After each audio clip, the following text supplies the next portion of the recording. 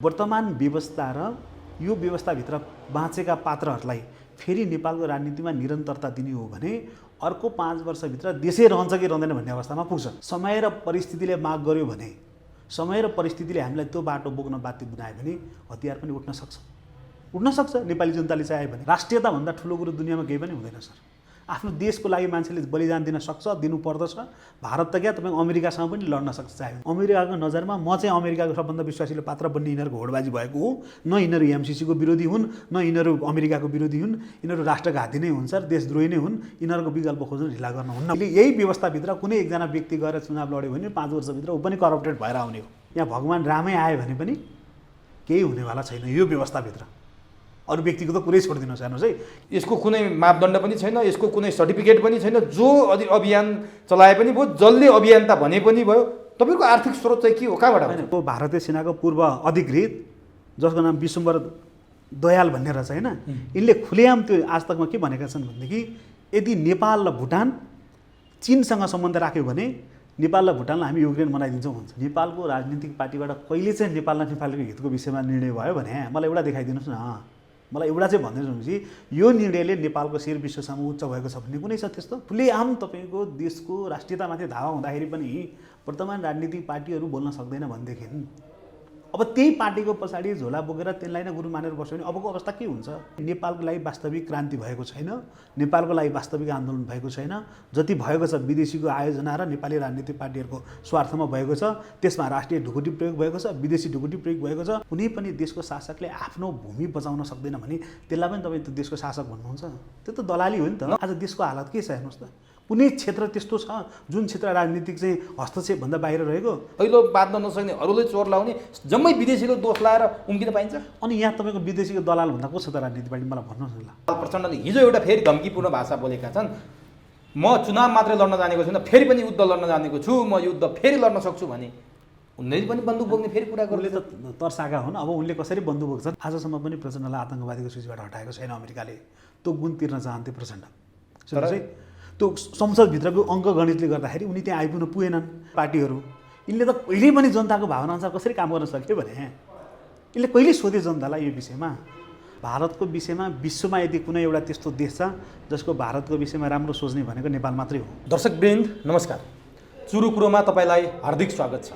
हामी आजको चुरु कुरोमा एकजना यस्ता युवासँग संवाद गर्दैछौँ जो राष्ट्रभावले ओतप्रोत भएर राष्ट्रका लागि केही गरौँ, चाहे सीमा मिचिएको विषयमा होस्, चाहे पराया देशबाट कसैले नेपालमाथि धावा बोलेको विषयमा होस्।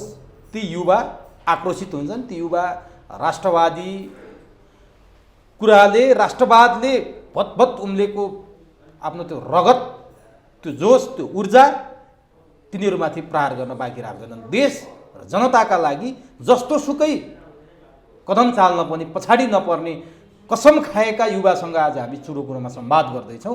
उहाँ उन्नत समाज निर्माण नेपाल नामको अभियानलाई देशभर र संसारभर रहेका नेपालीहरू माझ परिचय गराउन, फैलाउन र त्यसको माध्यमबाट देशको सेवा गर्न चाहनुहुन्छ।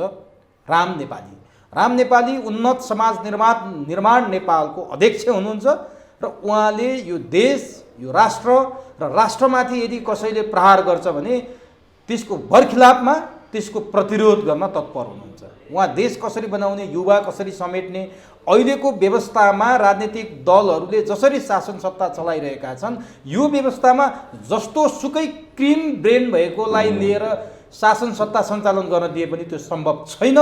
यो व्यवस्था, यो प्रणाली, यो पात्र, यो प्रवृत्ति यो परिवर्तन नगरुन्जेलसम्म देशको विकास असम्भव छ र विदेशीहरूको यो देशमाथिको हेर्ने नजर परिवर्तन गर्न सकिँदैन भन्ने मूल मन्त्रका साथ राम नेपाली मैदानमा उत्रिनु भएको छ। आज हामी उहाँसँग देश कसरी बनाउने, सीमा सुरक्षा कसरी गर्ने, पराईले गरेको आक्रमणको प्रतिरोध कसरी गर्ने र युवाहरूलाई कसरी समेट्ने र यो व्यवस्थाको विरुद्धमा युवाहरूलाई एकत्रित गराएर देशलाई समृद्धतातिर कसरी लैजाने भन्ने विषयमा संवाद गर्नेछौँ। सबभन्दा पहिले म चुरु कुरोमा राम नेपालीलाई स्वागत गर्छु। तपाईँलाई चुरु कुरोमा हार्दिक स्वागत छ। धन्यवाद सर। अब तपाईँ उन्नत समाज निर्माण नेपालको नामबाट अभियान चलाइरहनु भएको छ। त्यसको अभियानबाट, त्यसको नामबाट मैले अघि तपाईँलाई पृष्ठभूमिमा जे जसरी परिचय गराएँ सायद मैले ठिकै गरेँ होला, त्यहाँ केही बढी घटी त भएको छैन होला, त्यही मूल मन्त्र बोकेर तपाईँ देश बनाउन मैदानमा होमिनु भएको छ। मैले गल्ती त बोलेन। होइन उमेश सर, अब यस्तो छ हेर्नुहोस्, यो सर्वप्रथम त तपाईँलाई यो हाम्रो संस्थाको विषयमा अलिकति प्रश्न पारौँ। उन्नत समाज निर्माण नेपाल भनेको एउटा राजनीतिभन्दा बाहिर रहेका मसँगै युनिभर्सिटी पढेका साथीहरूको मिलेर बनाएको एउटा सङ्गठन हो र यो विशेष गरी एज अ अभियानको रूपमा, सोसल एक्टिभिस्टको रूपमा चाहिँ हामीले नेपाल किन विकास हुन सकेन, होइन, किन नेपालका नेताहरू यति पराधीन हुन थाले, 7 सालदेखि 77-78 सालसम्म आइपुग्दा पनि तपाईँ हाम्रो जीवन उस्ताको उस्तै रहने, झन् गए गुर्जेको रहने, राष्ट्रियतामाथि नै समस्या पर्ने र विदेशीले हाम्रो सिमानालाई चाहिँ अतिक्रमण गरेकै गर्ने र यस्तो गर्दा पनि बोल्न नसक्ने नेपालको सरकार देखेर हामीलाई उदेक लागेको छ। त्यसकारण यो तपाईँहरूले उन्नत समाज निर्माण नेपाल सुरुवात गर्नुभयो हो। तसर्थ अब अहिले हेर्नुहोस् है, कुनै पनि राजनीतिक पार्टीभित्र बसेर तपाईँले उनको विचार र सिद्धान्तभन्दा बाहिर बोल्नुभयो अथवा कुनै इन्टेन्सनभन्दा बाहिर बोल्नुभयो भने तपाईँलाई तुरुन्तै कारवाही गर्ने र त्यसलाई पछाडि पर्दामा पार्ने काम राजनीतिक पार्टीबाट भएको छ र भइराखेको छ। र यो संस्था मार्फत हामीले गर्न खोजेको के हो भनेदेखि, जो युवा साथीहरू आज सामान्य 20-25 हजार कमाउन पनि दुबई र मलेसियाको खाडीमा यत्रो चर्को घाममा जानुपर्ने अवस्था छ। यो नेपाल एउटा यस्तो भूमि हो हेर्नुहोस्, जहाँ तपाईँको अन्न फ्याँक्दा पनि उम्रिने ठाउँ हो, तर हामी यहाँ श्रम नगरेर विदेशमा यसरी श्रम बेच्न बाध्य बनाइएको छ देशको राज्य प्रणालीबाट। र हाम्रो अभियान के हो भने, त्यस्ता युवाहरू जो साथीहरू राजनीतिभन्दा बाहिर हुनुहुन्छ, राजनीतिलाई चासो राख्नुहुन्न, अब यस्ता युवाहरूले देशमा चाहिँ देशको विषयमा सोचौँ, हामी युनाइटेड हौँ भन्ने दृष्टिकोणको साथ नै हामीले यो संस्थालाई खडा गरेका हौँ। अब तपाईँले खडा गरेको संस्थाको विचार पवित्र छ, राष्ट्रवादले ओतप्रोत छ, राष्ट्रभावमा देशभक्तमा ओतप्रोत भएको कुरा सुन्न सकिन्छ। तर तपाईँ जस्ता, मैले अघि तपाईँसँग अनौपचारिक कुराकानीमा पनि भने, तपाईँका जस्ता यस्ता अभियान, यस्ता जुन अभियानका नाम छन् र तपाईँ जस्ता अभियान कर्मीहरू हुनुहुन्छ, च्याउ उम्रे जस्तै, बर्खामा च्याउ उम्रे जस्तै बेग्रल्ती भयो क्या। त्योभन्दा तपाईँको के मानेमा फरक, अर्कोभन्दा तपाईँ के मानेमा फरक, अर्कोभन्दा तपाईँ के मानेमा फरक विचार बोकेर आउनु भएको छ। सबैले भन्ने नै यही छ, राजनीतिक दलले बोल्न दिएनन्, राजनीतिक दलमा बसेर बोल्न सकिँदैन, हामी यो देश निर्माण गर्न चाहन्छौँ, जम्मैले यही भन्ने। त के मानेमा तपाईँ फरक हुनुहुन्छ? अब यस्तो हो हेर्नु सर, यो कतिपय कुराहरू तपाईँले भनेको मिल्छ। किन मिल्छ भनेदेखि, विगत 1-1.5 वर्ष यता नेपालमा विभिन्न सामाजिक अभियानको रूपमा धेरै मान्छेहरू तपाईँहरूको जस्तै सञ्चारको साधनबाट चर्चामा पुगेका छन्, तपाईँहरूले नै चर्चित बनाउनु भएको छ, होइन। तर सबभन्दा ठुलो कुरो चाहिँ के हुन्छ भने उमेश सर, तपाईँभित्र त्यो हृदय हुनुपर्छ कि, जुन हृदयलाई दुख्नुपर्छ, होइन। अब मान्छे फरक फरक सोचले, फरक फरक आकाङ्क्षाले अथवा विभिन्न स्वार्थले यो समूहमा लागेको जस्तो देखिन्छ। तर पर्सनल्ली तपाईँले हाम्रो संस्थाको विषयमा भन्नुहुन्छ भनेदेखि हेर्नुहोस्, मलाई एउटा कुरा के थाहा छ भने, म यो देशको नागरिक हो भन्ने कुरा मलाई राम्रोसँग थाहा छ। म मर्छु त यही देशमा मर्छु, म केही गर्छु त म यही देशमा गर्छु भनेर बसेको मान्छे हो, होइन। तर तपाईँ विद्यावारिधीको लागि अहिले विदेशमा कुन देशबाट विद्यावारिधी गर्नु? मेरो चाहिँ अहिले थाइल्यान्डबाट हो। थाइल्यान्डबाट विद्यावारिधी हो। यो चाहिँ कस्तो हो भनेदेखि, तपाईँको नेपालभरिबाट एज अ होल स्कलरसिपमा चाहिँ ग्लोबल्ली चाहिँ एनाउन्स भएको हो। त्यसमा चाहिँ मैले इन्ट्रान्स पास गरेरै नेपालबाट म 13 नम्बरमा परेको हो। अनि यत्रो पढे लेखेको मान्छे, यत्रो विद्वान मान्छे, तपाईँ 13 नम्बरमा पढेर इन्ट्रान्स पास गरेर गएको, तपाईँसँग त्यो क्रिम ब्रेन छ, त्यो ब्रेनले तपाईँ यो देश परिवर्तन गर्न सक्नुहुन्छ। यो अभियन्ताको त्यहाँत्र चाहिँ किन समाउनु पर्यो? तपाईँले आफ्नो एजुकेसनबाट देश बदल्नुहोस् न। अब यो सम्भव छ नि? यस्तो छ सर, अहिलेको अवस्था तपाईँले यसो हेर्दाखेरि देशलाई क्यान्सर लागेको छ सर। फिजिकल्ली तपाईँ हेर्नुभयो भने सम्पूर्ण पर्फेक्ट देखिन्छ, राम्रो देखिन्छ, तर त्यसको इन्टरनल पार्ट हेर्नुभयो भने धुजा भएको देखिन्छ। फर इक्जाम्पल, आज किन नेपालमा कुनै पनि नेपाली नेताहरूको निर्णय चल्दैन, अथवा किन यिनीहरू जनताको चाहना र भावनाभन्दा बाहिर यिनीहरू दौडिराखेका छन्, होइन। फर इक्जाम्पल, यिनले 7 सालदेखि आजसम्म आउँदा कहिले कोसीको सम्झौता गरे, कहिले गण्डक बेचे, हेर्नुहोस् है, कहिले लाउडा काण्डदेखि यस्तो जति घटेका छन् नि, जुन घटनाले नेपाली जनतालाई राजनीतिक पार्टीप्रतिको बेचैना पैदा गरेको छ। एज अ इक्जाम्पल, एमसिसीको देखिहाल्नुभयो, होइन। सबै बसेर चाहिँ विरोध जस्तो देखे पनि अन्ततः सबैजना बसेर पार्लियामेन्टबाट यिनीहरूले पास गरे। जुन विषयलाई जनताले चाहेको छैन, प्रतिकार गरेको छ, त्यही विषयमा नेपालका राजनीतिक पार्टीहरू किन उद्धत छन्, होइन। यसरी हेर्दाखेरि तपाईँ हामी जस्तो यङ पनि चुप लाएर बस्ने हो भने आगामी अहिले चुनावको कुरा आइरहेछ, फेरि यही चुनावमा यिनीहरूलाई सिगरेट लाने भने फेरि अर्को 5 वर्षमा अर्को राष्ट्रघात यिनीहरूले गर्छन्। तसर्थ यो बेला एकदम ढिला भइसकेको छ। देशप्रेम युवाहरू जसको हृदयमा निश्चलता छ, जो देश र जनताको प्रति वफादार छ त्यस्ता युवाले नबोल्ने हो भनेदेखि नेपालको अस्तित्व नै खतरामा पर्ने समय आइसकेको छ। त्यस अर्थले पनि तपाईँ हामी जस्तो युवा बोल्नुपर्छ भनेर हाम्रो यो अभियानलाई सुरुवात गरेको हो। अब तपाईँले भनेको कुरा काट्ने ठाउँ छैन क्या। यिनीहरूले राष्ट्रघात गरे, चाहे महाकालीमा गरून्, चाहे कोशीमा गरून्, चाहे गण्डकीमा गरून्, चाहे पछिल्लो उदाहरण एमसिसीमा गरून्, ठिक छ। तर तपाईँले भनेको जस्तो कुरा अर्को युवाले पनि भन्नुहुन्छ, तपाईँले भनेको जस्तो कुरा अर्को अभियानकर्मीले पनि गर्नुहुन्छ, अर्को अभियानको पनि यही कुरा हुन्छ। अनि यसरी छिन्न भिन्न भएर विभक्त भएर तपाईँले यी दललाई भोट नहाल्नुहोस् भन्दाखेरि अनि रविन्द्र मिश्रले भनेको एउटा कुरा याद आउँछ, मेनु हेर्ने अनि अन्तमा मोमो खाने भने जस्तो तपाईँहरूले जति विरोध गरे पनि के को गालीले के मर्दैन भने जस्तो भने पनि अन्ततोगत्ता चुनावबाट निर्वाचित भएर आउने तिनै हुन्। फेरि कुनै दिन तपाईँहरूले ती दलका पार्टी कार्यालयमा ती दलका नेता भएको पो हेर्न पाइने हो कि भन्ने कुरा हाम्रो डर लाग्छ क्या। आज विरोध गर्ने भोलि तिनै दलको बैशाखी टेक्ने अवस्था आउने पो हो कि, किनभने जित्ने तिनै हुन् जस्तो देखिन्छ है। मैले भन्नु यस्तो छ उमेश सर, किन विभक्त भइराख्नु भएको छ तपाईँ? सबै वस्तुलाई एउटै तराजुमा राखेर जुग्न थाल्यो भनेदेखि त्यो फरक फरक व्यक्तिको भूमिकाहरूको गौड हुन्छ होइन। तपाईँले भने जस्तै हो, हेर्दाखेरि त निराशावादी देखिन्छ, किनभने जति अभियन्ताहरू अहिले अभियानको रूपमा एक्टिभिस्टको रूपमा चलिरहेका छन् उनीहरूको गतिविधि हेर्दाखेरि तपाईँले भनेको कुरा सुन्नु स्वाभाविक कुरा हो। तर असम्भव छ भन्दैमा त्यो यात्रा नै छोडिदिएर चाहिँ सम्भव भएकोतिर तर एक ठाउँमा मिल्नुहोस् न, किन मिल्नुहुन्न? यसको एउटा जड छ। यसमा के चाहिँ जड छ भनेदेखि हेर्नुहोस्, जति अहिले सोसल एक्टिभिस्टको रूपमा चलिरहेका छन् त्यो काङ्ग्रेसभित्र पनि छन्, एमालेभित्र पनि छन् होइन, माओवादीभित्र पनि त राष्ट्रवादी युवाहरू छन्। एक दिन त्यो ध्रुवीकृत हुन्छ, यो बेला भइसक्यो कि। This is too much late के उमेश सर, किनभनेदेखि आज हेर्नुहोस् न, खुलेआम तपाईँको देशको राष्ट्रियतामाथि धावा हुँदाखेरि पनि वर्तमान राजनीतिक पार्टीहरू बोल्न सक्दैन भनेदेखि अब त्यही पार्टीको पछाडि झोला बोकेर त्यसलाई नै गुरु मानेर बस्यो भने अबको अवस्था के हुन्छ? यहाँ तपाईँ र मेरो आवश्यकताको मात्र कुरा छैन कि उमेश सर, यो त देश र जनताको छ, राष्ट्र र राष्ट्रियताको छ। हिजो हाम्रो त्यत्रा पुर्खाहरूले जतिखेर स्रोत र साधनको कमी थियो त्यत्रो चाहिँ विश्व साम्राज्यवाद बनाएको अङ्ग्रेजलाई लखटेको पुर्खाको सन्तान हो हामी। यो कुरो तपाईँ हामीले बिर्सन हुन्छ? तपाईँ जस्तो मान्छेले त कम्तीमा यो इतिहास अब हामीले युवालाई सुनाउनु पऱ्यो कि हाम्रो जति इतिहासलाई मेटाउने कोसिस गरियो, हाम्रो हिस्ट्रीलाई जसरी डिले गर्ने काम गरियो, अब यसलाई तपाईँ हामी जस्तो बुझेको मान्छेले, अरू जानेको मान्छेले हाम्रो युवा साथीहरूलाई बुझाउनु पऱ्यो र त्यो भूमिकामा अब हामीले फर्काउनु पऱ्यो। अब तपाईँले भने जस्तै सुन्नुहोस् है, तपाईँले भने जस्तै यथास्थितिमै यही पार्टी र यही व्यवस्था र यही पात्रसँग मिलेर जाने हो भनेदेखि तपाईँ पनि अर्को आउँदो 5 वर्षभित्र फेरि बदनामी हुने हो। म तपाईँलाई फर इक्जाम्पल दिउँ, हिजो गगन थापालाई कम्युनिस्टहरूले पनि हेर्थ्यो नि त, उनको भाषण ओहो गगनले चाहिँ केही गर्छ कि भन्थे। उनले भन्थे नि त म त यो एउटा पोखरी सफा गर्न आएको हो। आज हेर्नु त त्यो पोखरीमा सबभन्दा बढी को गाडिएको छ? गगन थापा गाडिएका छन् नि। आज तपाईँ सामाजिक सञ्जालमा हेर्नुहोस् त, एमसिसी पास गर्ने बेला छाती ठोकेर गर्छु भनेर संसदमा उनले बोले।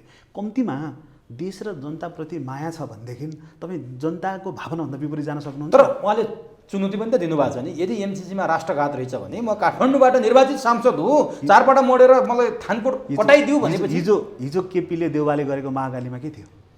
घर घर पैसा आउँछ भनेको होइन त, सबै रोजगारी हुन्छ भनेको होइन त। तसर्थ त्यो भनेको एउटा दलालले आफ्नो नोकरप्रति, आफ्नो भनौँ न आफ्नो मालिकप्रति दिएको वफादारीता भन्दा केही पनि होइन क्या। ल ठिक छ, राम्रै कुरा छ रे। यदि जनताले त्यो कुरालाई चाहेनन् भने तपाईँ किन जबरजस्ती इम्पोज गर्नुहुन्छ? त्यो जनताले त तपाईँहरूले गिजोल दिनुभयो नि त, यो ठिक होइन भनेर तपाईँहरूले हर दिन रात नभनेर जनजनमा तपाईँहरूले एमसिसीको नकारात्मक भाव त्यो ब्रेन वास गरेर तपाईँले त्यहाँ राख्दै होइन, तपाईँले सेटिङ गर्दै होइन, जनतालाई राम्रो भन्ने त तपाईँले कहिले भनिदिनु होइन। यस्तो हो नि सर, जस्तै हाम्रो देश नेपालको जुन भूगोल छ नि, जुन भौगोलिक बनावटमा हामी बसेका छौँ, हामीले एउटा देशलाई मात्र माया गरेर अर्कालाई तुनाउनु गर्न सक्ने हामी अवस्थामा छैनौँ। हाम्रो परराष्ट्र नीति त्यति संयमित र संवेदनशील हुन जरुरी छ, जो दुईटा उदयमान चाहिँ विश्वको नजरमा उदयमान शक्तिहरूको बिचमा कुनै एउटालाई बोकेर दुईटालाई टसल गर्न हामी सक्छौँ त? सक्दैनौँ नि। र अमेरिकाले, तपाईँले जुन कुरा गर्नुभयो एमसिसीको विषयमा, अमेरिकाले जुन सेक्टरमा उसले लगानी गरेको छ त्यो सेक्टरको तपाईँ इक्जाम्पल भन्नुहोस् न मलाई, तपाईँहरूलाई थाहा छ होइन कति छ। र अर्को कुरो, सामान्य तपाईँको सहयोग त अन्य चाहिँ दृष्टिकोणले पनि त तपाईँ एउटा परराष्ट्र लेभलको सचिव सरले अथवा मन्त्री सरले पनि त्यो काम गर्छ। उनीहरूले त्यो कुरालाई किन क्याबिनेटमै जबरजस्त लान खोजे? त्यसले त नियत त गलत देखिन्छ नि। तपाईँ मान्छे सही भए पनि तपाईँ आउने बाटो गलत देख्यो भने तपाईँ मेरो राम्रै मित्र हो होइन, तपाईँ मेरो राम्रै मित्र हो, तर मेरो घरमा तपाईँ राति 12 बजे आउनु थाल्नुभयो भने के हुन्छ? मैले शङ्का गर्छु नि त होइन। तसर्थ अहिले उनीहरूले त्यो बाटो बनाएको हो। यो हाम्रो जिम्मेवारी होइन नि, यो त गभर्मेन्टमा बस्ने र अमेरिकासँग चाहिँ टाइअप हुने पार्टीहरूको न यो गलत हो।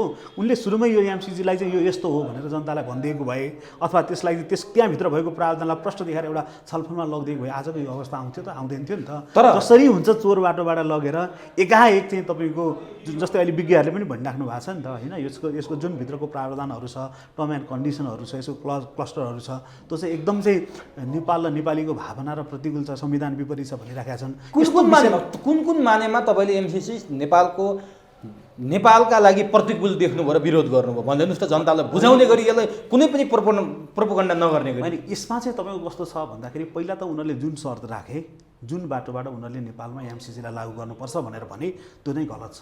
त्यो उनीहरूले जबरजस्ती थपारे होइन नि, हामीले मागे हो नि त। हो, यसको कमजोरी कहाँ छ? यो कमजोरी मैले तपाईँलाई अहिले भने हाम्रो वर्तमान राजनीतिक पार्टीहरू यिनले त कहिल्यै पनि जनताको भावनाअनुसार कसरी काम गर्न सक्यो भने यसले कहिले सोधे जनतालाई यो विषयमा?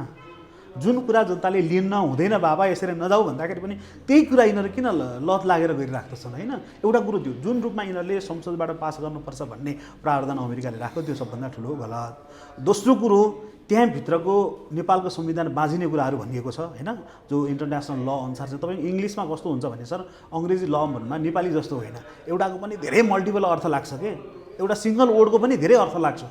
त्यो अर्थ कस्तो हुन्छ त भन्दाखेरि उनलाई आफूले जुन अनुकूल भयो त्यो एन्सर व्याख्या गर्छन्। जस्तै भन्नु न यसलाई तपाईँको एज अ लगानी भनिएको छ, त्यहाँ त लगानी त नेपाल सरकारको पनि छैन त, एक्लै अमेरिकाले मात्र दिएको त छैन, अमेरिकाको पैसा त आउनै बाँकी छ। र दोस्रो कुरो यिनीहरूले जसरी सामरिक दृष्टिकोणले चाहिँ तपाईँको ट्रान्समिसन लाइनको डेभलपमेन्ट गर्ने भनिएको छ, त्यो विज्ञहरूले भनेअनुरूप जुन जुन क्षेत्रमा यिनीहरूको ट्रान्समिसन लाइनहरू पर्छ त्यो सबै हाम्रो नेपालमा चाहिँ खानीहरूले चाहिँ भरिपूर्ण भएको स्थानहरू छ भन्ने छ। भोलि त्यो टेरिटोरी उनीहरूले अकुपाई गर्यो भनेदेखि त्यहाँ नेपालको कानुन नलाग्ने भनिसकेपछि एउटा सार्वभौम सत्ता सम्पन्न देशमा विदेशीको कानुन लाग्ने आफ्नो देश नलाग्ने भन्ने नि त्यस्तो हुन्छ। कसैलाई सहयोग पनि चाहिँ तपाईँलाई क्लज राखेर दिएर हुन्छ, ल तपाईँलाई मैले कुनै सहयोग दिएँ अथवा तपाईँले मलाई दिनुभयो, तेरो घर चलाउने अधिकार मलाई दिनुपर्छ भन्ने त्यस्तो पनि हुन्छ। तपाईँको बोलीमा चाइनिज भाषा कतै कतै देख्यो है। यस्तो हो सर, सुन्नुहोस् है, तपाईँहरूले चाइनाको पक्ष पोषण गर्न खोजे हो। फेरि यसमा सुन्नुहोस् है, म तपाईँलाई प्रश्न भनिदिउँ, म कुनै पनि देशको चाहे न चाइना होस्, चाहे न भारत हो, न चाहे म अमेरिकाको म दुश्मन होइन र म उनको पक्षपाती नै होइन, विरोधी पनि होइन, प्रष्ट रूपमा होइन। तर मेरो एउटा अहिले हामीले जुन संस्थागत रूपमा हामीले के भनेका छौँ भनेदेखि कम्तीमा नेपालको परराष्ट्र नीतिमा चाहिँ हामीले सोच्नुपर्छ भनेका छौँ। त्यो भनेको के हो त भन्दाखेरि जुन देशले नेपाल र नेपालीको हित चाहन्छ त्यो देशसँग मिल्नुको चाहिँ विकल्प छैन। यसको अर्थ यो होइन कि सिमाना जोडिएको छ चाइनासँगै मिल्नुपर्छ, सिमाना जोडिएको छ भारतसँगै मिल्नुपर्छ। जुन देशसँगको सामित्यताले नेपाल र नेपालीको उन्नति हुनसक्छ, देशको भलो हुनसक्छ, त्यो देशसँग मिल्दा हामीलाई के आपत्ति भयो र भने। तर 70-80 वर्षभन्दा पुरानो सबैभन्दा पुरानो दौत्य सम्बन्ध भएको अमेरिका, सबैभन्दा पहिला सहयोग गर्ने अमेरिकाको ट्रान्समिसन लाइन र अमेरिकाले सहयोग गरेको सडक विस्तारमा अमेरिकी सेना आइहाल्छ, भुट बजारिहाल्छ, अमेरिका र चिनको युद्ध भइहाल्छ भनेर त्यो प्रोपोगन्डा चाहिँ तपाईँले किन गरे भने क्या? होइन, यस्तो छ कि उसले तपाईँको अमेरिकाले जुन बाटोबाट ल्यायो नि त्यो बाटोमा आपत्ति हो कि। सुन्नुहोस् है, जुन बाटोबाट नेपालको राजनीतिक पार्टीहरूलाई उसले प्रेसर गर्यो त्यो आपत्ति हो। दोस्रो कुरो सेनाको कुरो हो, जस्तै त्यो उसले जुन क्षेत्र ओगटेको छ, जुन क्षेत्रमा उसले आफ्नो कन्स्ट्रक्सन गरेको छ त्यो क्षेत्रमा नेपालको सुरक्षा व्यवस्था लागु हुँदैन भनिसकेपछि तपाईँ यसलाई हामीले डाइरेक्टली बुझ्न सक्छौँ। उसले सिधै चाहिँ म तिमीलाई अमेरिका सेना ल्याएर बुट बजार्छु भन्छ। तर व्याख्यात्मक टिप्पणी पढ्नु भएन 12वटा बुँदा तपाईँले? यो त संसदबाट पारित नेपालको सार्वभौम सत्ता सम्पन्न संसदले पारित गरेको व्याख्यात्मक टिप्पणी सहित हो नि त एमसिसी पास गरे। त्यही त म तपाईँलाई भन्दैछु त, नेपालको राजनीतिक पार्टीबाट कहिले चाहिँ नेपाल र नेपालीको हितको विषयमा निर्णय भयो भने मलाई एउटा देखाइदिनुहोस् न। मलाई एउटा चाहिँ भनिदिनुहोस् कि यो निर्णयले नेपालको शिर विश्वसम्म उच्च भएको छ भन्ने कुनै छ? त्यस्तो छैन नि।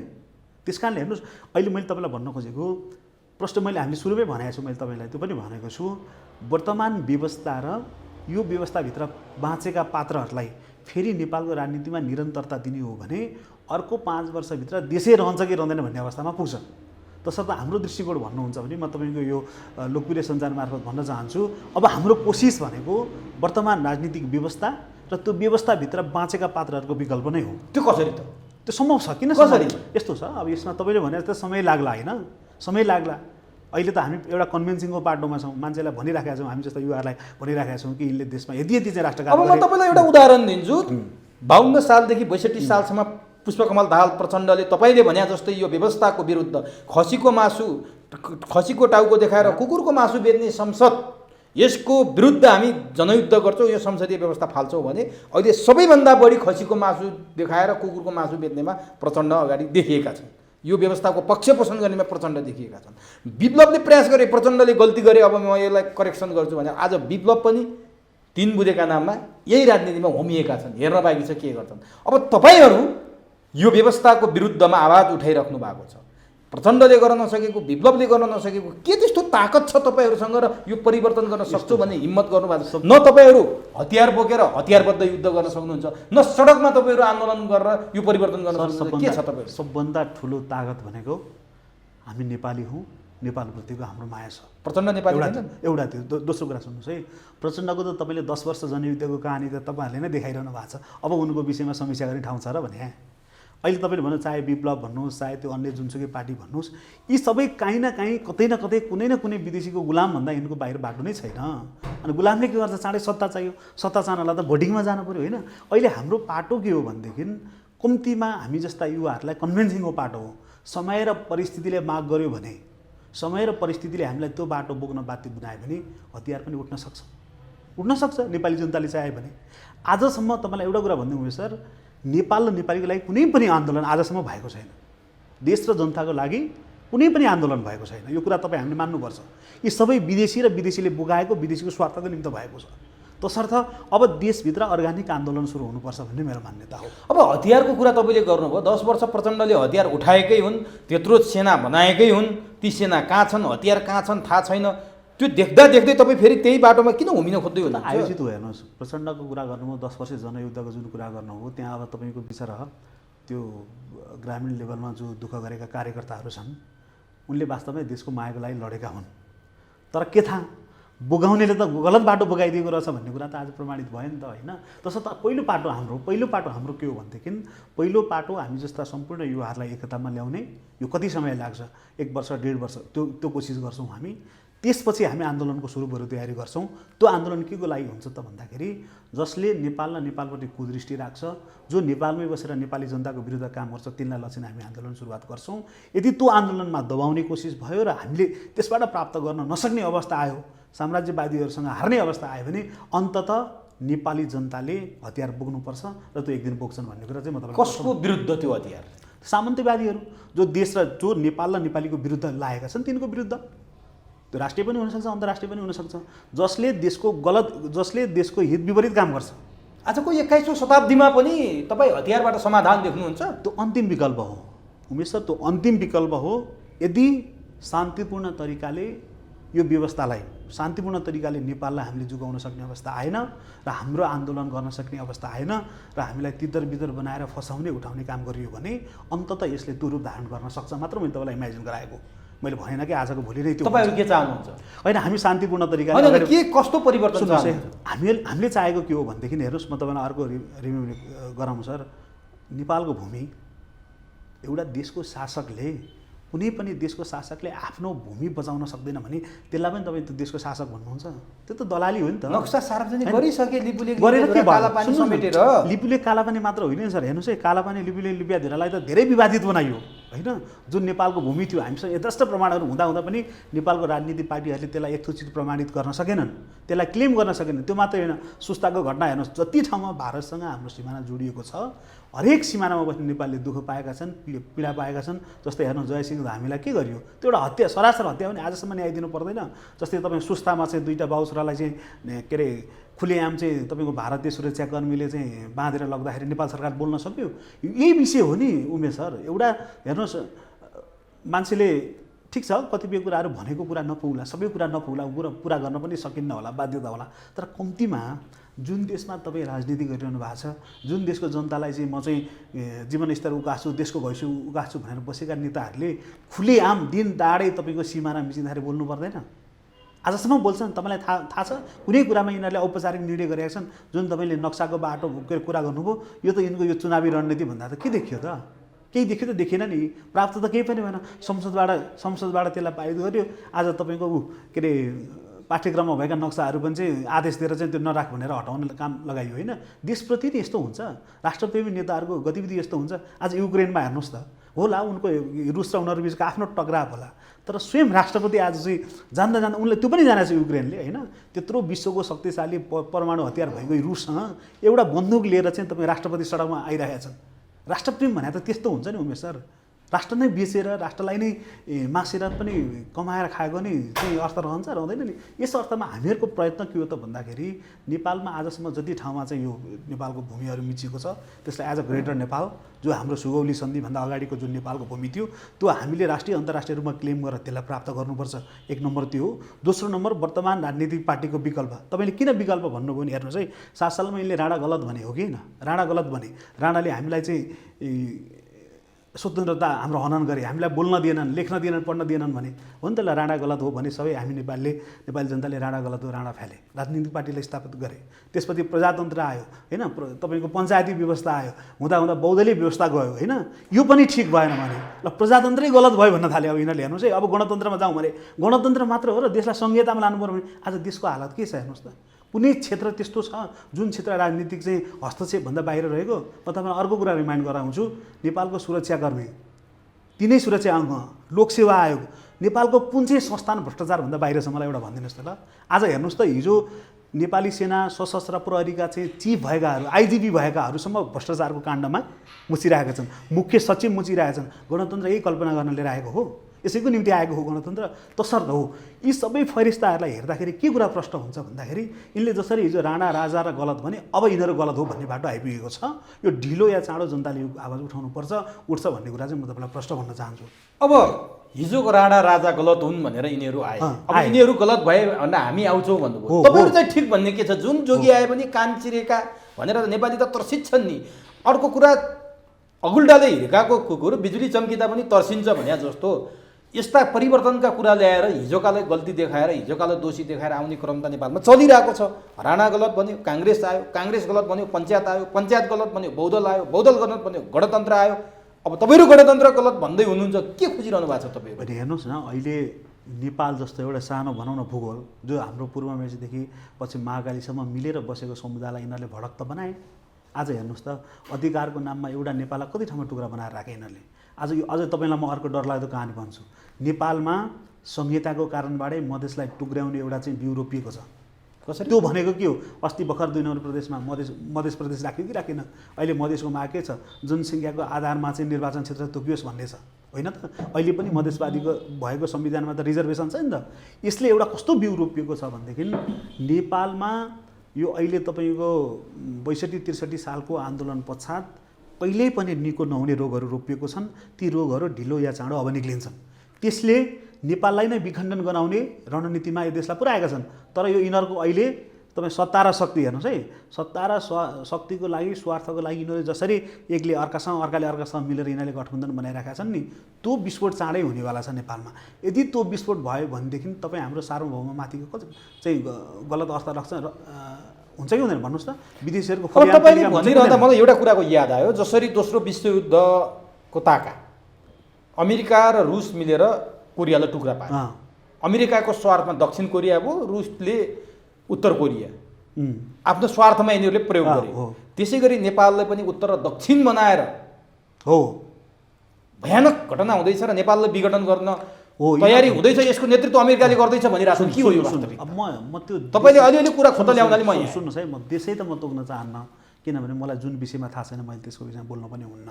तर एउटा खतरा के छ भने जसरी यिनीहरूले संहिताको नाममा बिउ रोपे नि, जसरी एउटा कुरा त नेपाललाई बाँड्ने र अर्को चाहिँ मधेस एक स्वायत्त प्रदेश जुन पहिला माग उठेको थियो नि, त्यसलाई क्रमशः के अरे चाहिँ तपाईँको तुयाएर अहिले यिनीहरूले प्रदेशमा लगे। तर अस्ति तपाईँको 2 नम्बर प्रदेशमा त राखे यिनीहरूले मधेस प्रदेश। तर यिनीहरूको अन्ततः डिजाइनर के हो भने सायद त्यो भारतको पनि हुनसक्छ, अमेरिकाको डिजाइन पनि त्यो हुनसक्छ।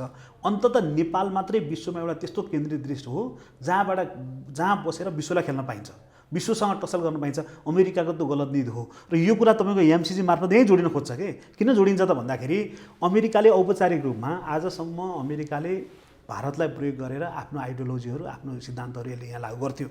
तर अहिले अमेरिका खुल्लमखुल्ला आफै खेल्न थालेको छ। यो एमसिसीको पनि तुकडी हो। यदि तुकडी होइन भने सहयोग त अरू बिआरआईको पनि, चाइनिजको पनि छ होला, अर्को अस्ट्रेलियाको पनि छ होला, क्यानाडाको पनि छ होला, स्वयं भारतकै छ होला। आजसम्म कुनै चिज क्याबिनेटमा गएको, के अरे पार्लियामेन्टमा गएको छ त? छैन नि त। यसरी हेर्दाखेरि विश्व सामरिक दृष्टिले हेर्दाखेरि नेपाललाई नै यिनीहरूले भोलि विखण्डन गराउने हो कि त्यो बाटोमा लाँदैछन्। त्यो किन यिनीहरू गर्दैछन् त भन्दाखेरि नेपालका राजनीतिक पार्टीहरू हिजोदेखि नै, जतिखेर यिनीहरूको जन्म भयो, कुनै न कुनै रूपमा विदेशी सहयोगबाट यिनीहरू बाँचेका हुन्। यिनले जे पनि गर्छन् उमेश सर, यिनलाई देश र जनताको माया छैन। यति हामीले समयमा त्यो विषयलाई बुझेर हामीले स्वदेशभित्रै, मैले अघि पनि तपाईँलाई भने, नेपालको लागि वास्तविक क्रान्ति भएको छैन, नेपालको लागि वास्तविक आन्दोलन भएको छैन। जति भएको छ विदेशीको आयोजना र नेपाली राजनीतिक पार्टीहरूको स्वार्थमा भएको छ। त्यसमा राष्ट्रिय ढुकुटी प्रयोग भएको छ, विदेशी ढुकुटी प्रयोग भएको छ। अब तपाईँ जस्तो युवाले देशको निम्ति, नेपालको निम्ति, नेपालको सार्वभौमिकता रक्षाको निम्ति, स्वतन्त्रताको निम्ति पनि तपाईँ हामीले आन्दोलन गर्नु पनि जरुरी छ। अब तपाईँले यी दलहरूले के गरे भनेर प्रश्न उठाउनु भयो। यी दलहरूले नै आन्दोलन गरे, दलहरूले नै आन्दोलनको नेतृत्व गरे। हिजो तपाईँले भनेको जस्तो राणा शासन फाले, निरङ्कुश राज संस्था फाले, आज सङ्घीय लोकतान्त्रिक गणतन्त्र, धर्मनिरपेक्षसहितको सङ्घीय लोकतान्त्रिक गणतन्त्र नेपाल ल्याएका छन्। त्यसैको कारण तपाईँ र म अगाडि बसेर बोल्न पाएका छौँ। बोल्ने स्वतन्त्रता, वाक स्वतन्त्रता, तपाईँलाई चाहिने हरेक कुराको स्वतन्त्रता दलले नै प्रदान गरेको हो, हामीले नै गरेको हो भनेर दलका नेताहरू भन्छन्। तपाईँले के दिए भनेर प्रश्न गर्नुहुन्छ, दलका नेताहरूले यो दिउँ भनेर भन्छन्। तपाईँ यो विश्वास गर्नुहुन्छ? यस्तो हो सर, हेर्नु, तपाईँ व्यक्तिगत रूपमा तपाईँ र म कति लाभान्वित छौँ त्यो ठुलो कुरा होइन नि त। राष्ट्रिय अन्तर्राष्ट्रिय रूपमा देशको हालत के छ त्यो ठुलो कुरा हो नि त। त्यति नभने त यिनीहरू कसरी चल्ने? त्यही कुरा पनि यिनले अहिले तपाईँकोमा म रिमाइन्ड गर्न चाहन्छु। तपाईँकोमा मैले हाम्रो आदरणीय भरत दाईको चाहिँ मैले हेरेको छु अन्तर्वार्ताहरू, होइन, धेरै श्रृङ्खला मैले हेरेको छु। प्रजातन्त्रै देशमा आएको छैन। सुन्नुहोस् है, जुन प्रजातन्त्र भनेर काङ्ग्रेसले घाँटी रटायो नि हामीलाई, त्यो वास्तविक नेपाली देश र जनताको लागि प्रजातन्त्रै होइन भनेपछि अब यिनको त के व्याख्या गर्ने भने 10 वर्ष जनयुद्ध हेर्नुहोस्, सम्पूर्ण पराजित रहेछ। 7 वर्ष त इन्डियामै बसे भनेर प्रचण्डले खुलेआम भनिरहेका छन्। अमेरिकाको प्रत्यक्ष सहयोग रहेछ त्यो भनिरहेका छन्। तपाईँको धेरै विश्लेषण मैले तपाईँहरूको मार्फत हेरिरहेको छु। तर जनताका छोराछोरीले मत दिएर बनाएको संविधान होइन यो। संविधान सभा मार्फत जनताले आफैले बनाएको संविधान उपभोग गर्न पाएका छन्। जनताको छोरो, जनताको छोरी, जनताको मतबाट अनुमोदित भएर राष्ट्रपति हुन पाएका छन्। योभन्दा अर्को के खोज्नु भएको छ तपाईँहरूले? आकाशबाट सुन चाँदी बर्सिने, हिरामोती बर्सिने व्यवस्था त कहीँ छैन होला नि। यस्तो हो नि सर, जति जनताले मत दिए पनि राष्ट्रवादी नेता हुन सकेनन् क्या। तपाईँलाई म एउटा भनौँ, जुन राष्ट्रपतिको कुरा गर्नुभयो, त्यत्रो चाहिँ राजनीतिक पार्टीहरू बीच एमसिसीको विषयमा बहस भयो होइन? भएन त? कसैले गर्ने कसैले नगर्ने, एकचोटि राष्ट्रपतिले बोलाएर सबै राजनीतिक पार्टीलाई राखेर त्यो विषयमा सोधखोज भयो। या सबै तपाईँले जति भने पनि हेर्नुहोस्, यिनीहरू टप टु बटम सबै सेटिङमा चलेको सरकार हो यो। यिनको आफ्नो भन्नु केही पनि छैन क्या। तपाईँ स्वतन्त्र हुनुभयो भने तपाईँको उमेशजीको विचार आउँछ, म स्वतन्त्र भयो भने मेरो विचार आउँछ। म अरूबाट पराजित छैन, म बोल्नै सक्दिनँ। त्यस कारणले हेर्नुहोस्, समग्रमा एज अ होलमा भन्नुपर्दाखेरि आजसम्म हेर्नु न, नेपालसँगै रहेका चाहिँ गरिबीको रेखामुनि रहेका अन्य देशहरू कहाँ पुगिसक्यो? बङ्गलादेश जहाँ हेर्नु न, त्यही देशै हामीभन्दा कति माथि पुगिसक्यो। भुटान भन्थ्यौँ हामी, भुटान कहाँ पुगिसक्यो? अब अहिलेको अवस्था हामी अहिले चाहिँ अझै पनि दरिद्र छौँ हामी। तपाईँ स्वतन्त्रता भन्नुहुन्छ, कहाँ छ स्वतन्त्रता? न्याय पाइन्छ यो देशमा? बोल्न पाउनु मात्रै स्वतन्त्रता होइन नि सर, निर्दोषीले न्याय पाउनु पनि स्वतन्त्रता हो नि। आज तपाईँ कुनै पनि पार्टीसँग के अरे आबद्ध छैन भने उस्तै पऱ्यो भने तपाईँलाई गाउँमै बहिष्कार गरिदिन्छ, त्यो त भइहाल्यो। तपाईँलाई कुनै पनि कानुनी प्रक्रियादेखि फन्दा पऱ्यो भने, तपाईँ यदि कुनै राजनीतिक पार्टीको मेम्बर होइन भने तपाईँ फस्ने निश्चित छ। आज कुन चाहिँ ठाउँ स्वतन्त्र छ भन्नुहोस् त? न्यायपालिका स्वतन्त्र छ, सुरक्षा अङ्ग व्यवस्थित छ। म तपाईँलाई अर्को इन्ट्रेस्टिङ कुरा सुनाइदिउँ। जुन देश भारत, जसले नेपालको सिमाना दिन प्रतिदिन बिहान उज्यालो दिन र रात भनी नभनिकन चाहिँ सिमाना मिचिराखेको छ, जङ्गे पिलरहरू हटाइरहेको छ, त्यस्तो देशको सुरक्षामा नेपालको सेना जस्तो, जो हामीले सेनालाई एउटा हाम्रो आदर्श सम्मान छ नि, त्यस्तो देशमा गएर मानार्थ लिनुहुन्छ? जुन देशको सेनाले आफ्नो देशको नागरिकलाई बुटले लात्ताले हानिराखेको छ, सिमाना मिचिरहेको छ, देशको चाहिँ तपाईँको भूगोल मिचिरहेको छ, त्यस्तो देशमा गएर नेपाली सेनाले मानार्थ लिने भनेपछि यिनको सेटिङ कहाँसम्म छ? यो त परम्परा हो नि। उताको सेना आएर यता मानार्थ लिन्छ, यताको गएर उता लिन्छ। जुन कुरा तपाईँलाई छिमेक चेन्ज गर्न सकिन्छ, छिमेक परिवर्तन गर्न सकिन्छ, छिमेकसँगको सम्बन्धलाई तपाईँले कट अफ गर्न सक्नुहुन्छ र भने सर, भूगोलको परिवर्तन गर्न सकिँदैन, रणनीति त परिवर्तन गर्न सकिन्छ नि, सकिँदैन? परम्परा जुन कुरा गलत छ त्यो परम्परालाई बोकिरहनुपर्छ भन्ने साह्रो छैन नि। यति भारतले हामीलाई मित्रवत देखेको भए त्यसो गर्छ भन्नुहोस् त? तर भारतले नचाहँदै संविधान जारी गर्दा नाकाबन्दी खेप्नु पर्यो। भारतले सडक निर्माण गरिदियो, त्यसको नक्सा जारी गर्दा अहिलेसम्म भारतसँगको सम्बन्ध हाम्रो बिग्रेको अवस्था छ। यस्तो सम्बन्ध बिगारेर कहिलेसम्म हामी रहन सक्छौँ? हेर्नुहोस्, भारतको विषयमा नै भारतको विषयमा विश्वमा यदि कुनै एउटा त्यस्तो देश छ जसको भारतको विषयमा राम्रो सोच्ने भनेको नेपाल मात्रै हो। त्यही देशलाई भारतले किन बारम्बार चिडाउँछ? म तपाईँलाई एउटा अर्को रेफरेन्स दिउँ। मैले अस्ति एउटा न्युजमा मैले देखेको थिएँ, हेर्नुहोस् है, यो आजतकमा मैले एउटा न्युज हेरेको थिएँ कि त्यहाँ चाहिँ तपाईँको त्यहाँको भारतीय सेनाको पूर्व अधिकृत जसको नाम विश्वम्बर दयाल भन्ने रहेछ होइन, यिनले खुलेआम त्यो आजतकमा के भनेका छन् भनेदेखि यदि नेपाल र भुटान चीनसँग सम्बन्ध राख्यो भने नेपाल र भुटानलाई हामी युक्रेन बनाइदिन्छौँ भन्छ। त्यस्तो देशमा तपाईँ मानार्थ लिएर के अर्थ छ भने? यति पनि खुबी छैन हाम्रो नेपालको प्रशासकहरूसँग? कम्तीमा नेता त गलत भए बिग्रे जेसुकै गरे यिनले त मानौ, कम्तीमा एउटा सेनाको चिफ भनेको त पढेर पुगेको मान्छे हो नि सर, पुलिसको चिफ भनेको त पढेको मान्छे हो नि, यिनमा राष्ट्रभाव हुनु पर्दैन? तसर्थ म तपाईँलाई होइन मैले भने नेपालको कुनै पनि त्यस्तो अङ्ग छैन जुन अङ्ग नेपाल र नेपालीको लागि चलेको छ। नेपालको सुरक्षा काम के हो थाहा छ तपाईँलाई? 2-4 जना जनता उयो बानेश्वरमा गएर कराउँछन्, चारैतिरबाट घेरेर ठोक्ने मात्रै हो। नेपाली जनता गुड्ने भन्दा यिनको काम के छ ल मलाई यति भनिदिनुहोस्। हामी सीमामा भारतसँग लड्न सक्छौँ, सीमामा गएर चीनसँग लड्न सक्छौँ हामी? सक्छौँ, किन सक्दैनौँ? सबभन्दा ठुलो कुरो सर तपाईँको आत्मा हो, सबभन्दा ठुलो कुरो तपाईँको राष्ट्रियता हो। आज युक्रेन किन लडिरहेछ? के विश्वलाई थाहा छैन युक्रेनले चाहिँ रुससँग हार्छ भन्ने कुरा? तैपनि ऊ डटेर किन लड्छ? देशको बदन भनेको त्यस्तो हो कि सर, देशको माटो भनेको त्यो हो। त्यो सामान्य व्यक्ति हामी राजनेता भन्छौँ नि होइन, सामान्य व्यक्ति राजनेता हुन्छ हुँदैन नि। तसर्थ हाम्रो देशका नेताहरूले सिक्नु पर्थ्यो। यिनलाई के कुराको अभाव छ भन्नु त? जनता गरिब भए पनि दुःख भए पनि तपाईँको पसिना बगाएर के चाहिँ कर तिरेर यिनलाई चाहिँ राजा महाराजा जसरी पालिराखेका छन्। जनता कुरो उठाउँदैन, चोर उनीहरू, पुलिस उनीहरू, अदालत उनीहरू, यति हुँदा पनि देश र जनताको लागि सोच्दैनन्। अब यिनको विषयमा नि तपाईँ हामीले यिनले यसो गरे उसो गरे भनेर बोल्नुको केही पनि तर्क छैन। तसर्थ मेरो हेर्नुहोस् यो तपाईँको सामाजिक सञ्जाल मार्फत मेरो त्यही अनुरोध छ, अब पनि यो या त्यो बाहनामा एउटा अथवा दोस्रो पात्रको रूपमा फेरि हामीले देशलाई हेर्न थाल्यो भने अबको 5 वर्षभित्र यिनले फेरि देशलाई बिचेर खाइसक्छन्।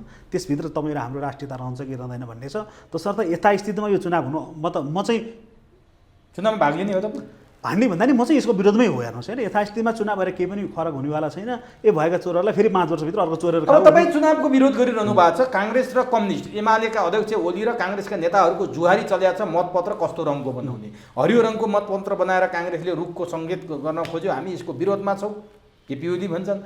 काङ्ग्रेसले साउनमा भदौमा आँखा फुटेको गुरुले सधैँ हरियो देख्छ भने जस्तो भयो, कम्युनिस्टहरू तर्से फुटेका कम्युनिस्टहरू भनेर आरोप प्रत्यारोप चल्यो।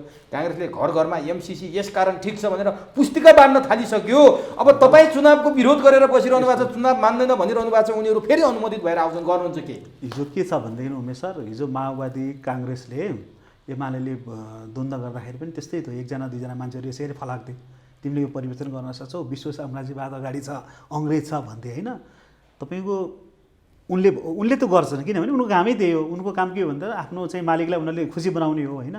तपाईँले भने जस्तै एउटा चुनाव गाह्रो होला, अर्को चुनाव गाह्रो होला, तर एक दिन अब नेपाली जनता उठ्नुपर्छ र देश र देशको रक्षाको निम्ति पनि स्वदेशभित्र अर्ग्यानिक आन्दोलन हुन्छ रहेछ।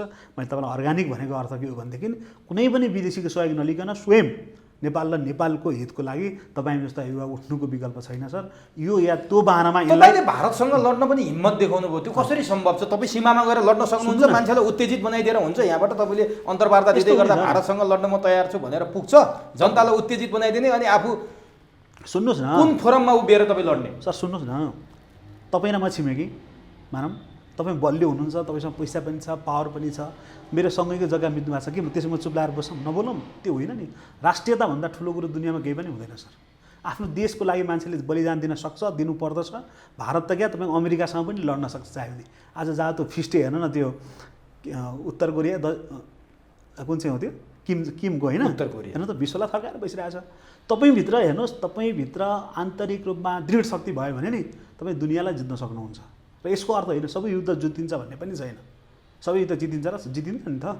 तर देशको लागि कम्तीमा देशमा जन्मेको युवाले देशको लागि के गर्यो भन्ने सबभन्दा ठुलो कुरा हो। भारतसँग लड्ने कुरा होइन, उसँग तपाईँको क्लियर कुरा हुन्छ। भारतले जसरी अहिले कालापानी लिपियाधुरादेखि लिएर सुस्तादेखि लिएर जति हाम्रो 3 भाग होइन, नेपालको 3 ठाउँमा त हाम्रो भारतसँग छ, उत्तरमा चीन बाहेक अन्य 3वटा दिशामा त हाम्रो भारतसँगै छ। तर हरेक के अरे तपाईँको चाहिँ सिमानामा भारतले हाम्रो भूमि मिचेको छ। यसलाई शान्तिपूर्ण तरिकाले उठाउने एउटा कुरा त्यो। दोस्रो कुरो, नेपालकै नेताहरूले पनि त्यसलाई शान्तिपूर्ण बारम्बार उठाएको भए भारतले सुन्न बाध्य हुन्थ्यो, एउटा त्यो छ। दोस्रो कुरो, अन्तर्राष्ट्रिय अदालत छ, अन्तर्राष्ट्रिय मञ्चहरू छन् नि त, सबै देशको लागि बनेको छैन नि त। त्यहाँ आफ्नो फोरममा आफ्नो कुरा राख्न सकिन्छ। भारतप्रति आकर्षित हो, सबभन्दा बढी दुवै उसले दिन्छ त को प्रति हुनु भन्नुहोस् त? म आज हेर्नु न सिमानामा बसेको नेपालीहरूले अझ तपाईँलाई अर्को उद्योग लाग्यो भनौँ, त्यहाँ मलाई एकजना हाम्रो रमेश रावल भन्ने साथीले भन्नुहुन्थ्यो कि तपाईँको त्यहाँ जब अन्न पाक्यो नि काट्ने बेलामा भारतीय ल्याएर काटेर लगिदिन्छ। अनि एउटा कुन चाहिँ ठाउँमा त पोखरी छ अरे होइन, त्यहाँ चाहिँ माछा हुन्छ अरे, त्यो माछा मार्न चाहिँ टेन्डर हुन्छ अरे क्या त्यो, अनि आधी चाहिँ भारतीयले हाम्रो भनेर लान्छ अरे, एउटा त्यो। दोस्रो कुरो तपाईँको सँगै सिमानामा बाँधेका गाई बस्तुदेखि लिएर सबै फुकाएर लगिदिन्छ। यस्तो पनि एउटा राष्ट्र र अर्को राष्ट्रबिचको हुन्छ सर, एउटा मित्रवत राष्ट्रबिचको त्यो हुन्छ हुँदैन नि। त्यस कारणले हामी भारतसँग आणविक रूपमा नलड्न सकौँ न, तर वैचारिक रूपमा त हामी लड्न सक्छौँ नि त, हामीसँग प्रमाण। तर नेपालमा कुनै राजनीतिक एचिभ गर्न अथवा जनताको मन जित्न अथवा मतदाताबाट मत पाउन अथवा सरकार बनाउन अथवा ठुलो शक्ति बन्न या त भारतको आशीर्वाद चाहियो या त भारत विरुद्ध खनिनु पर्यो। तपाईँ त्यो दोस्रो सूत्र प्रयोग गरिरहनु भयो। तपाईँले नेपाली जनताको सेन्टिमेन्ट क्यास गर्न अथवा भोलि कुनै न कुनै तरिकाले यहाँ इस्टाब्लिस हुन भारतको विरोध गर्ने फर्मुला प्रयोग गर्नुभयो। सर यस्तो हो, त्यस कारणले त भनेको जबसम्म नेपालको राजनीति र नेपालको आन्तरिक व्यवस्थामा विदेशीको हस्तक्षेप रहन्छ, विशेष गरी भारतको छ, त्यही भएर हामीले यो व्यवस्था र यो व्यवस्थाभित्र बाँचेका पात्रहरूको परिवर्तन खोजेको कारण नै त्यही हो। अहिले तपाईँले फर इक्जाम्पल मानिलिउँ, अहिले यही व्यवस्थाभित्र कुनै एकजना व्यक्ति गएर चुनाव लड्यो भने 5 वर्षभित्र ऊ पनि करप्टेड भएर आउने हो। हेर्नुहोस् है, राजेन्द्र लिङ्गदेनमा भविष्य देखिरहेछ नि त यहाँ मान्छेहरू। व्यक्तिगत रूपमा त विश्लेषण नगरौँ, मैले अहिले यहाँ भने यहाँ भगवान् रामै आयो भने पनि केही हुनेवाला छैन यो व्यवस्थाभित्र। अरू व्यक्तिको त कुरै छोडिदिनुहोस्। हेर्नुहोस् है, किनभनेदेखि व्यवस्थाको दोष कसरी हुन्छ र अरू ठाउँमा पनि गणतन्त्र चलेका छन् त बाबा। म तपाईँलाई एउटा अर्को इक्जाम्पल दिन्छु। एक्चुअली मैले एउटा प्रचण्डको अन्तर्वार्ता हेरेको थिएँ कि, उनी प्रधानमन्त्री भएपछि भनेछन् नि सचिवहरूलाई कम्तीमा 15 दिनभित्र काम गर्न सक्ने फाइल लिएर आउनुहोस् भनेर चाहिँ प्रचण्डले भनेर छन् कि। अनि प्रचण्डले भन्थे मभन्दा 3 चाङहलको फाइल ल्याएर राख्थेँ सचिवहरूले भन्थे। हेर्नु है, मैले आज इक्जाम्पल मात्र भनेको। उनले भनेको यसले के देखिन्छ त भन्दाखेरि यहाँभित्रको संयन्त्र के छ सर, कुनै संयन्त्र त्यो के अरे छुटेको छैन जो बाहिरबाट चाहिँ तपाईँको प्रभावित नहोस्। त्यो संयन्त्रभित्र तपाईँ गएर के हुन्छ, तपाईँ एक्लै गराएर के यो व्यवस्था फालेर तपाईँ के चाहनुहुन्छ? राज संस्था? अब सुन्नुहोस् है, राजाको विषयमा म तपाईँलाई प्रश्न भनिदिउँ। राज संस्थाको विषयमा राजा आउँदा हामीलाई कुनै पनि आपत्ति छैन, तर राजा आऊ देश बचाऊ भनेर नारा लाएर सडकमा ढुङ्गा हानेर हामी हिँड्नेवाला छैनौँ। हाम्रो प्रश्न धारणा के हो भनेदेखि देशको कार्यकारी जो देशको कार्यकारी हुन्छ त्यो डाइरेक्ट इलेक्टेड हुनुपर्छ र अर्को जो मेम्बरहरू हुन्छ राइट टु रिजेक्ट चाहिँ हुनुपर्छ। यति दुईवटा हाम्रो मान्यता हो। हेर्नुहोस् है, सुन्नुहोस् है, राजा आए पनि तपाईँहरूलाई आपत्ति? हाम्रो आपत्ति छैन। सुन्नुहोस् है, हामी फेरि अरू भने जस्तै राजावादी राजा आऊ देश बचाऊ भनेर हामी भन्नेवाला छैनौँ। जे पनि राज संस्थाको यो देश निर्माणमा भूमिका छ। राजा आउँदा हामीलाई कुनै पनि टाउको दुखाइ छैन। सुन्नुहोस् है, किन राजा ल्याऊ भनेर हाम्रो टाउको दुखाइ हाम्रो छैन। तर हाम्रो कन्सर्न के हो भनेदेखि जुन जनताबाट निर्वाचित हुन्छ, जसलाई हामीले विश्वास गरेर पठाउँछौँ, ती डाइरेक्ट इलेक्टेड हुनु पर्यो र राइट टु रिजेक्ट हुने चाहिँ प्रावधान हुनु पर्यो। त्यो भनेको आफूले पठाएको प्रतिनिधिले देश र जनताको विरुद्ध आफ्नै विरुद्ध गलत काम गर्न थाल्यो भने त्यसलाई चाहिँ फिर्ता बोलाउने व्यवस्था हामीले राजनीतिमा गर्नु पर्यो। त्यो गर्न सक्यो भनेदेखि यसरी जुन तपाईँको 5 वर्षसम्म व्यवस्था चाहिँ के हो तपाईँले खोजे? होइन, हामी त डेमोक्रेटिक नै मान्छे हो। हेर्नुहोस् के राज संस्था या गणतन्त्र? सुन्नु होइन, हामी प्रजातान्त्रिक मान्छे हो, तन्त्र नभनौँ होइन। सुन्नुहोस् है, हामी डेमोक्रेटिक हो। यो गणतन्त्र अहिले भएको गणतन्त्र स्वीकार्य छैन। हामी गणतन्त्र हामीलाई ठिक छ, सुन्नुहोस् है, तर हामी सङ्घीयता हामी मान्दैनौँ। धर्मको विषयमा हामी न्युट्रल हो। हेर्नुहोस् है, हामी तपाईँलाई अर्को कुरा भनिदिउँ, धर्म र जाति त्यो चिज हो जुन चिजले चाहिँ विश्वलाई चाहिँ तपाईँको आतङ्कित बनाएको छ। यो धर्म वा त्यो धर्म भनेको धार्मिक रूपमा स्वतन्त्रता। तपाईँलाई मन लागेको धर्म तपाईँ मान्नुहोस्, मलाई मन लागेको म मान्छु, तर राज्यले यो मान त यो गर्नैपर्छ भन्ने निरपेक्षताको विरोधी हो तपाईँ? निरपेक्षताको विरोधी। यो तपाईँ धार्मिक रूपमा स्वतन्त्रता भनेपछि त सक्यो त। किन यसलाई तपाईँ यो विषयमा किन यति हेर्नु है, नेपालमा जति यसलाई गिजोलिएको छ नि, यसलाई गिजोलेरै द्वन्द्वमा लान चाहन्छन् कि ती विदेशीहरू, जो विदेशीको दलालीहरू। यो जम्मै विदेशीले आरोप लाउने, आफू चाहिँ आफ्नो थैलाको मुख बाँध्न नसक्ने, बलियो डोरी बाँध्न नसक्ने, घरको चाहिँ चुकुल लाउन नसक्ने, अरूले चोर लाउने, थैलो बाँध्न नसक्ने, अरूले चोर लाउने, जम्मै विदेशीले दोष लाएर उम्किन पाइन्छ।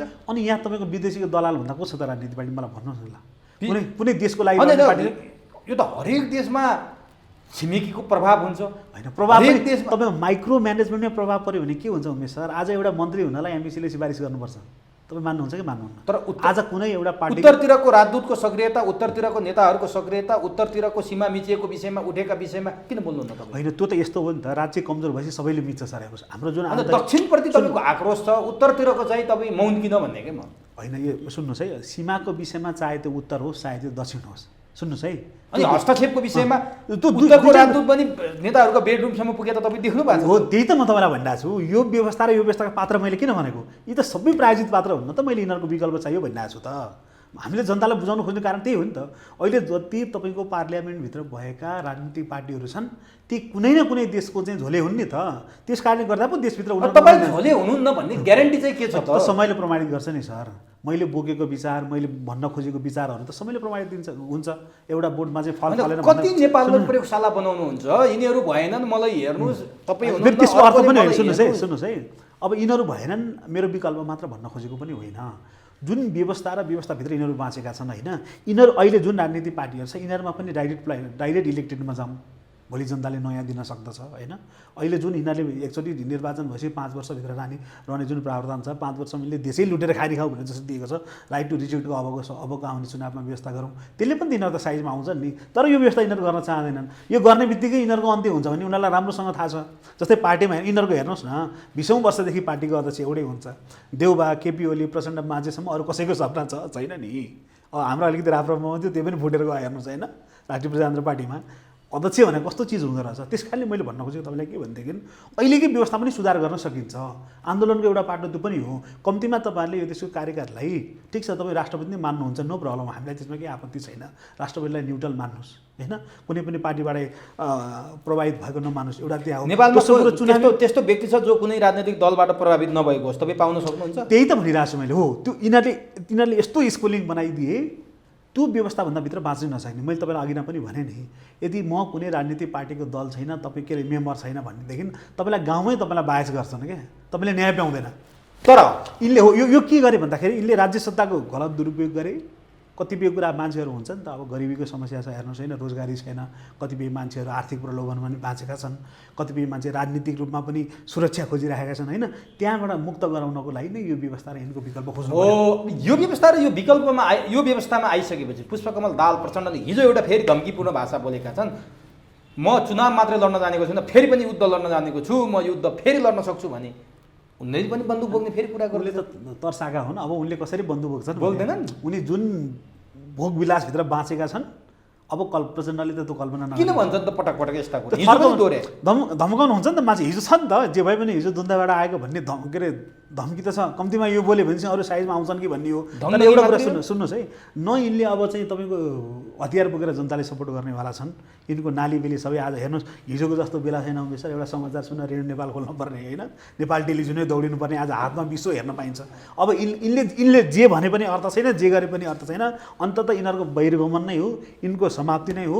तपाईँले भने जस्तै हो, आन्दोलन नहुन सक्ला, यिनलाई फाल्न गाह्रो होला। कम्तीमा हामीले व्यवस्थालाई त्यो परिमार्जन गर्न सक्यौँ भनेदेखि त्यो व्यवस्थाबाट यिनीहरू स्वतः साइड लाग्छन्। सधैँ पैसाले काम गर्दैन होइन, स्वतः साइड लाग्छन्। तपाईँले भने जस्तै जनता किन पार्टी बाहिर छैन भन्दाखेरि मैले अहिले भने एउटा कुरा, गाउँमा चाहिँ प्रलोभन छ। जस्तै हामीले एउटा तपाईँको युवाहरूलाई बोलाएका थियौँ कि कुनै ठाउँमा, केही साथीहरू आउन जाए, त्यो कुरा चाहिँ उनीहरूको पार्टीले थाहा पाइन्छ। त्यहाँ गएपछि पनि खबरदार भनेपछि सर फलानु कारणले गर्दा नि हामी आउनु पाएनौँ भन्छौँ। त्यो किसिमको दबदबा यिनीहरूले गाउँ गाउँमा राखेका छन्। र यिनीहरूले यो प्रदेशलाई जसरी राज्यलाई बाँडे नि, त्यो राज्यलाई बाँड्ने पनि यिनीहरूको कार्यकर्ता व्यवस्थापन गर्न गरेका हुन्। त्यसबाट नेपाली जनतालाई मुक्त गराउनु पर्दछ।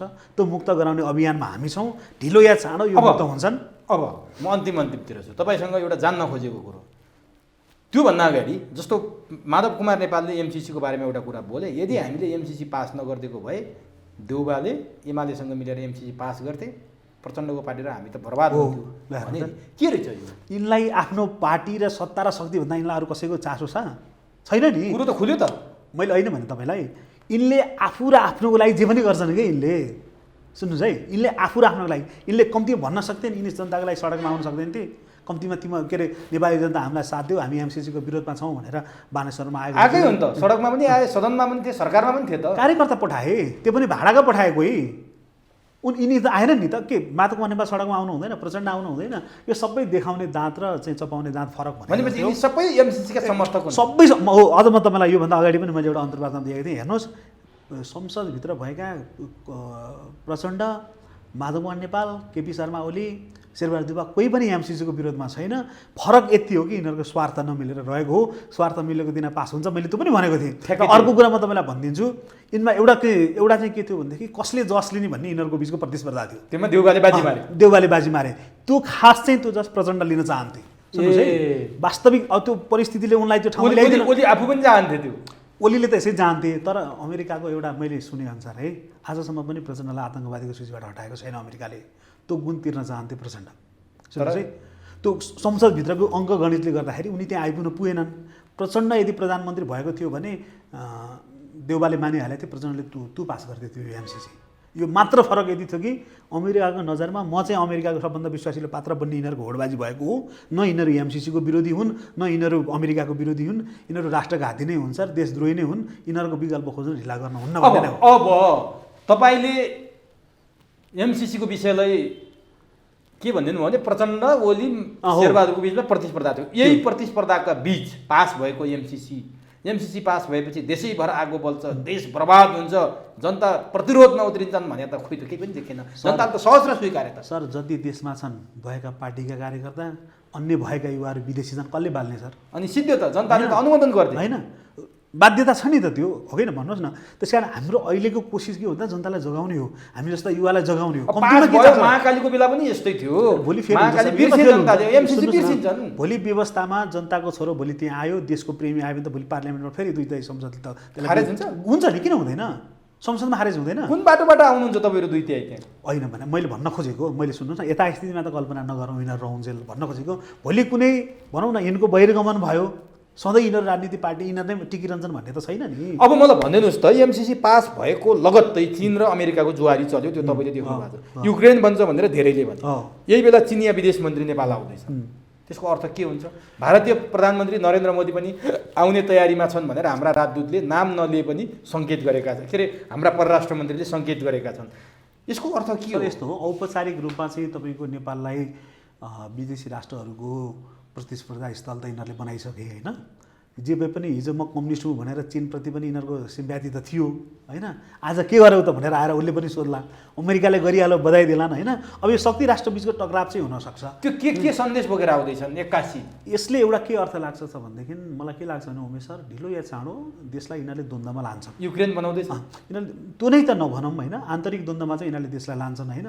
अब भित्र राष्ट्रको पनि प्रेसर त यिनीहरूलाई छ नि त। हिजो चाइनासँग पनि त म कम्युनिस्ट हुँ, चाइनाको भक्त हुँ भनेर यिनीहरूले चाहिँ ल्याएर खाइराखेका छन्। अब इन्डियासँग त यिनीहरू बाँचेकै त्यही युनियनको गल्फै नगर्नु, अमेरिकाले त खुलेआम दिइरहेछ होइन। अब यहाँ अहिले त्यही त भन्ने देख्नु भयो नि त, अहिले संसदमा प्रश्न देखियो नि त। हिजो त लुगी एमबिसीमा गएर भन्थे म मेरो मान्छे, म उसको मान्छे, आज त संसदले देखाइदियो। त्यस कारणले गर्दाखेरि मित्र राष्ट्रहरूले यिनलाई भन्न सक्छन् तिम्रो हाम्रो बिच सम्बन्ध कटाउ गरौँ भन्न सक्छन्, थर्काउन सक्छन्। यिनलाई त थर्काएरै गराउने हो कि सर, कसैले यिनलाई माया गर्नेवाला छैन। धम्कीका रूपमा आउँदैछन्। धम्की नै हो, मानेनन् भने यिनको अब हुन्छ पनि हुनसक्छ भन्नु न, त्यसरी कल्पना गर्नु न। अब खाएपछि त त्यही हो नि सर। तपाईँसँग सम्बन्धित प्रश्न, यो अभियन्ताको परिभाषा के हो? अभियान र अभियन्ताको परिभाषा के? यस्तो हो सर, यो अब मैले बुझेअनुसार है, अभियान भनेको हामीले कुनै पनि कुराको विषयमा जागरुक गराउने एउटा मोबिलाइजर मात्रै हो है। सुन्नुहोस् है, यो कि ऊ आफै चाहिँ एउटा फेसिलिटेटर हो है, ऊ आफै तथ्य होइन।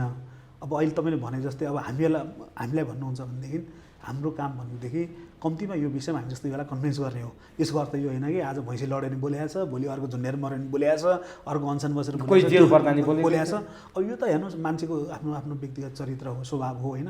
कतिपय मान्छे हिट हुनलाई पनि बोल्छन्, कतिपय मान्छे चाहिँ अब भन्छ नि सञ्चार साधन चलाउनु छ, पैसा आउँछ भन्छन्, त्यसरी पनि बोल्छन्।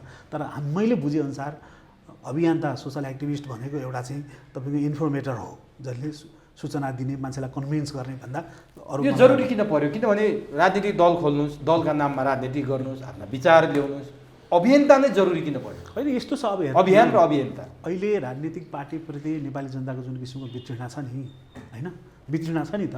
अब त्यही पार्टीभित्र बसिएपछि पार्टीको आफ्नो आफ्नो विचार हुन्छ। हेर्नुहोस्, जस्तै तपाईँको अहिले तपाईँ संसदमा जानुहोस्, फेसन भयो क्या अभियान भनेर, अभियान चलाउने, अभियन्ता बन्ने, यसको कुनै मापदण्ड पनि छैन, यसको कुनै सर्टिफिकेट पनि छैन। जो अभियान चलाए पनि भयो, जसले अभियन्ता भने पनि भयो। तपाईँको आर्थिक स्रोत चाहिँ के हो, कहाँबाट के चल्नु? फिल्टर त भइसक्यो नि भने, कस्तो कुरा बुझ्नुभयो? जति तपाईँको चाहिँ अभियान भनेर मान्छे सडकमा आइराखेको थियो नि होइन त, सडकमा जति मान्छे म यो अभियान कोही पार्टीका लबेदा समातेर हिँडिसक्यो, त्यो बुझिसक्यो नि त। त्यो स्वार्थमा झुन्डिनेहरूको त हालत त्यही हो। मैले अहिले पनि भने सर, तपाईँ र मेरो विचार मिल्न सक्दछ होइन, तपाईँ र मेरो विचार मिलो भन्दैमा सबै कुरा त म तपाईँलाई सुम्बिन सक्दिनँ नि। तर तपाईँहरूको आर्थिक स्रोत के हो, आम्दानीको स्रोत के हो, कहाँबाट आएर तपाईँहरू चल्नुहुन्छ? होइन, म अब अहिले त हामी हेर्नु सब देशव्यापी कुनै पनि हामीले आन्दोलन गरेका छैनौँ, कार्यक्रम केही पनि गरेका छैनौँ, हाम्रो स्टार्टिङ हो।